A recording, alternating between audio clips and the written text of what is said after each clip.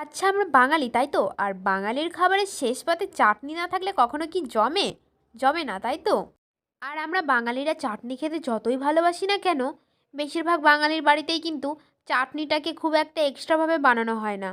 আর আমিও লাস্ট চাটনি খেয়েছিলাম এক বিয়েবাড়িতে। তাই সেদিন বাজার থেকে কামরাঙ্গা নিয়ে এসেছিল, তাই ভাবলাম এই কামরাঙ্গার চাটনি বানানো যাক। আমি এখানে সবার প্রথমে কড়াইয়ের মধ্যে সামান্য পরিমাণ সর্ষের তেল ঢেলে দেবো।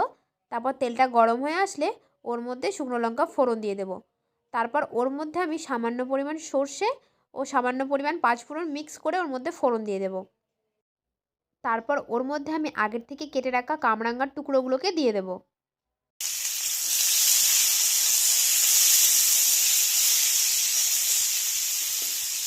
এরপর এর মধ্যে আমি পরিমাণ অনুযায়ী লবণ ও পরিমাণ অনুযায়ী হলুদ দিয়ে দেবো।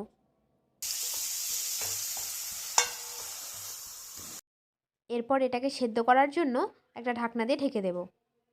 এরপর 5-7 মিনিট পর ঢাকনা তুলে খুন্তির সাহায্যে কামরাঙ্গাগুলোকে ভালোভাবে গুটিয়ে গুটিয়ে নরম করে নেব।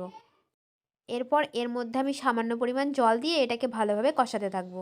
জলটা যখন সামান্য পরিমাণ কমে আসবে, তারপর ওর মধ্যে আমি কিছু কিশমিশ দিয়ে দেবো। এরপর ওর মধ্যে আমি আখের গুড় দিয়ে দেবো। আমি এখানে গুড় ব্যবহার করছি, আপনারা চাইলে চিনিও ব্যবহার করতে পারেন। এরপর খুন্তির সাহায্যে আমি গুড়টাকে কামরাঙ্গার সঙ্গে ভালোভাবে মিশিয়ে নেব। মিশিয়ে নেওয়া হয়ে গেলে এই কামরাঙ্গাটাকে আরও বেশ কিছুক্ষণ কষাতে থাকবো। এবার চাটনিটা আমার রেডি হয়ে এসেছে। এবার এটাকে আমি নামিয়ে নেব। আর হ্যাঁ, এই চাটনির মধ্যে কিন্তু অবশ্যই গন্ধরাজ লেবুর পাতা দেবেন। এই গন্ধরাজ লেবুর পাতাটা কিন্তু এই চাটনির মেন উপকরণ। গন্ধরাজ লেবুর পাতা না দিলে এই চাটনিটাকে খেতে বাকি চাটনির মতো সাধারণ চাটনি মনে হবে। আর গন্ধরাজ লেবুর পাতা দিয়ে যদি বানান এই চাটনিটাকে, তাহলে এই চাটনিটা সাধারণ থেকে অসাধারণ হয়ে যাবে। আজকে ছিল এই গন্ধরাজ লেবু পাতা দিয়ে কামরাঙ্গা চাটনি। কেমন লাগলো এই চাটনির রেসিপিটা আপনারা নিশ্চয়ই কমেন্ট করে জানাবেন।